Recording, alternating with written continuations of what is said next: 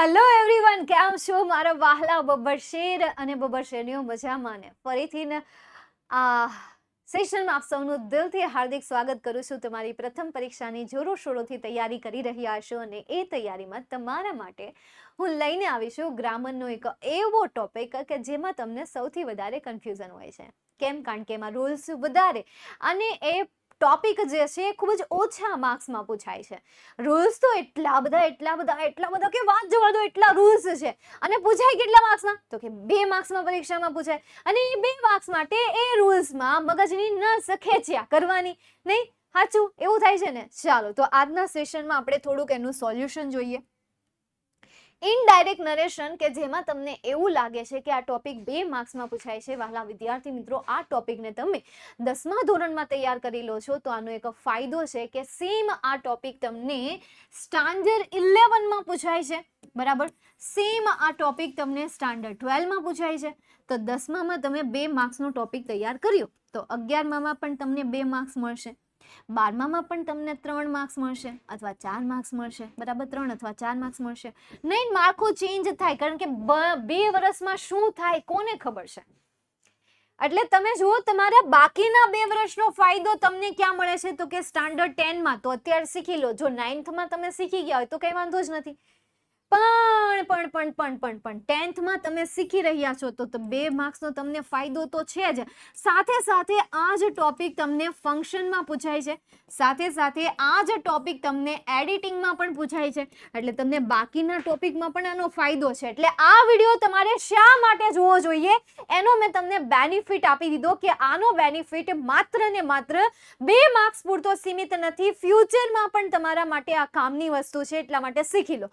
અભી હાલ શીખી લો, અભી હાલ સમજી લો. એમાંનો પહેલો પેરેગ્રાફ તમારી પરીક્ષામાં તમને મોટા ભાગે કેવા શબ્દો પૂછાશે, કેવી ખાલી જગ્યા પૂછાશે, હવે હું તમને એનો કન્સેપ્ટ આપું. હવે હું તમને એની થિયરી આપું. જેમ કે આસ્કડ, જેમ કે તમને એક તો આસ્કડ નો આપ્યું જ હશે. બરાબર? કાં તો રિપ્લાઇડ હશે, કાં તો સજેસ્ટેડ હશે,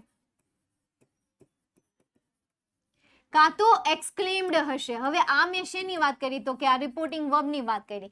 હવે બાકી મારે તમારે કેની કરવાની છે? કન્જક્શનની કરવાની છે, ટેન્સની કરવાની છે અને સમયદર્શક શબ્દોની કરવાની છે. આ મેં તમને રિપોર્ટિંગ વર્બના આઈએમપી આપ્યા. રિપોર્ટિંગ વર્બના એ શબ્દ કીધા કે જે આ એક્ઝામમાં હોવાની સંભાવના વધારે છે. બાકી ગ્રામરમાં કોઈ પણ પ્રકારનો આઈએમપી હોય નહીં. આ તો સેશન એટલે જ હોવાનું કે આમાંથી તમને થોડા કી પોઈન્ટ્સ મળી જાય. શું મળી જાય?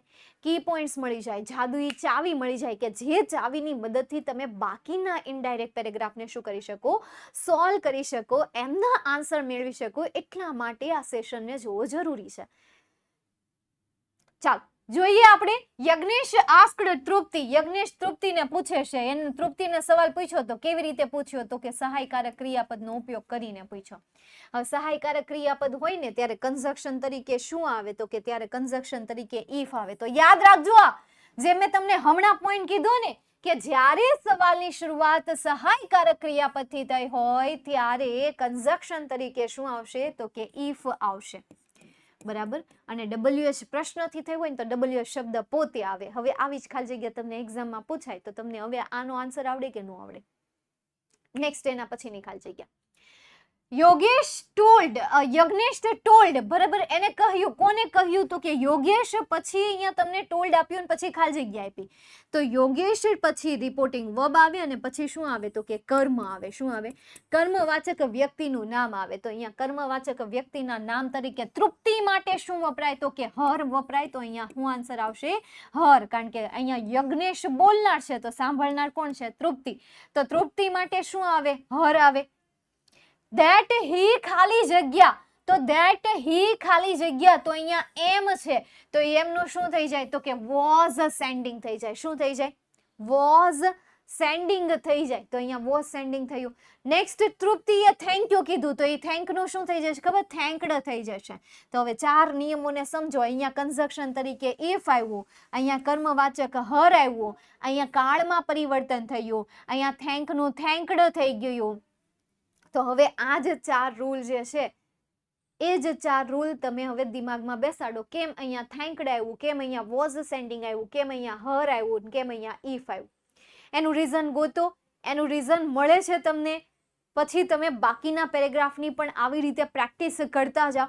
જેટલા પેરેગ્રાફની પ્રેક્ટિસ કરતા જશો એટલા રૂલ્સ તમે નવા શીખશો, પણ એ શીખશો ને તો તમને એ વધારે નહીં લાગે. આ તો પહેલા નિયમ શીખી લઈને એટલે એમ થાય ઓ બાપા આટલા બધા નિયમો, પણ એક્ઝામ્પલ શીખતા જઈએ અને નિયમો સમજતા જઈએ ને એટલે વાત પૂરી. ત્યાં તમને પછી બહુ ભીહ ન પડે, સમજણ?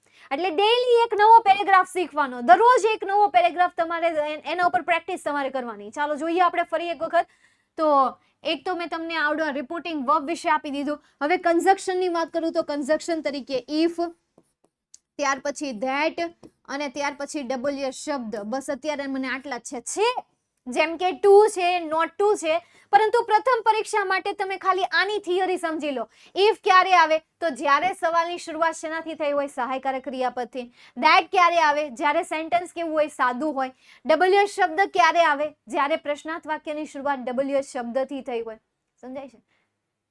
એટલે આ વિડીયો ખાસ એ વિદ્યાર્થીઓ માટે કામનો છે કે જેમણે રિપોર્ટેડ સ્પીચની થિયરી થોડી ઘણી સમજી લીધી છે, થોડી ઘણી ગળે ઉતારી લીધી છે, અને પછી આ વિડીયો જોઈ રહ્યા છો તો એમના માટે આ શું છે? એક પ્રકારનું રિવિઝન છે. એમના માટે શું છે? તો કે આ એક પ્રકારનું જાદુઈ ચાવી છે. શું છે?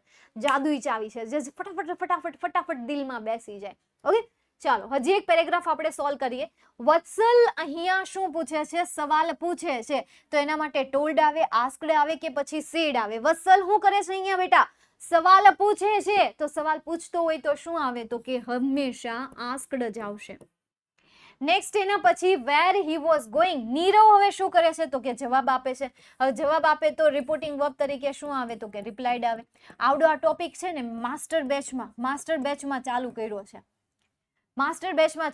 છે. વિદ્યાર્થીઓને આ ટોપિક જે અંદાજમાં માસ્ટર બેચમાં મેં આ એક્સપ્લેન કર્યો છે ને, કોઈ વિદ્યાર્થીને રિપોર્ટેડ સ્પીચમાં કંઈ ન ખબર હોય, ટેન્સ આવડતા હોય પણ રિપોર્ટેડ સ્પીચમાં સમજ ન પડતી હોય ને, એ વિડીયો જોઈ લે ને તો એને આવડી જાય. અને એ વળી 3 જ લેક્ચરમાં. લેક્ચર એ કેટલા મિનિટના હોય? તો કે 45 મિનિટના. એવું નહીં કે કલાકના હોય. તો એ 3 લેક્ચરમાં કમ્પ્લીટ કર્યું છે. તો કે Nirav replied he was going to. ક્યાં જાય છે? તો ટુ પછી પ્લે આપેલું છે તો ટુ પછી પ્લે જ રહેશે. એમાં કોઈ ચેન્જીસ થશે નહીં. વત્સલ કહે છે લેટ્સ. તો લેટ્સ આપેલું હોય ને તો રિપોર્ટિંગ વર્બ તરીકે હંમેશા શું આવે? તો કે સજેસ્ટેડ. તો અહીંયા શું આવશે? તો કે સજેસ્ટેડ આવશે. બરાબર, તો આપણે અહીંયા શું લખીએ? સજેસ્ટેડ લખીએ.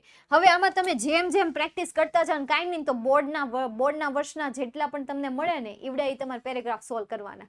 એટલે તમને એમાં છે ને સિમિલારિટી દેખાશે. અને કાંઈ નહીં ને તો આજે તમે વિડીયો જોયો ને સેમ એવી રીતે જ્યારે રિવિઝનનું લેક્ચર લઈને આવું ને અને એમાં જે હું પેરેગ્રાફ સોલ્વ કરાવું ને, બસ એ તમારે ધ્યાનથી સમજવાના. આ તો અત્યારે આપણી માટે થોડુંક આમ ફટાફટ ફાસ્ટ ટ્રેકમાં રિવિઝન હતું ને એટલે આ મેં તમને ઉતાવળમાં અને શોર્ટમાં સમજાયું છે. રિવિઝનનો જ્યારે સેશન ચાલતો હોય ને ત્યારે તમારે આખા લેક્ચરને ધ્યાનથી જોવાનું, કારણ કે એમાં ડિટેલ્સમાં અને પ્લસ એમાં પ્રીવિયસ યરના ક્વેશ્ચન પેપર શું કરવામાં આવતા હોય? સોલ્વ કરવામાં આવતા હોય. ઓકે વિદ્યાર્થી મિત્રો, સેમ આવી જ રીતે યાર જેવી રીતે તમે આ જોયું સેમ એવી રીતે ભવિષ્યવાણી અને સૂર્યોદયનું ટાઈમ ટેબલ બની ચૂક્યું છે. સ્ક્રીનશોટ લઈ લેજો. આ પ્રકારનો સમય રહેશે. વિષય પ્રમાણે, વાર પ્રમાણે સેટ થઈ ગયું છે. આપણી વિદ્યાકુલ ગુજરાતી ચેનલ ઉપર લાઈવ આવવાનું છે એટલે ત્યારે આવી જાજો. સાથે સાથે વાર્ષિક પરીક્ષાના પેપર સેટ આવી ગયા છે તો ભાઈ આ નંબર ઉપર તમે જાતે જઈને ઇન્ક્વાયરી કરી લેજો.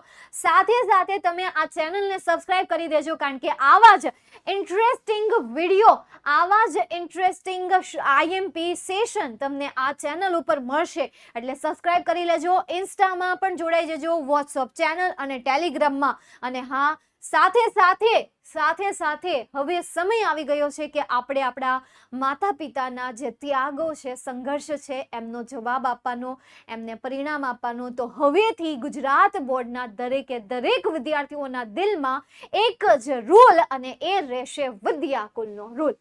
ઓકે, વિદ્યાકુલ એટલે એજ્યુકેશન, અને એજ્યુકેશન એટલે કે આપણા ગુજરાતનું ભાવિ ભવિષ્ય. તો અહીંયા સુધી આપણે આજના સેશનને રાખીએ છીએ. Keep shining, keep roaring, keep writing. Bye, take care, see you soon. Jai Hind, Vande Mataram અને જય વિદ્યાર્થીઓ.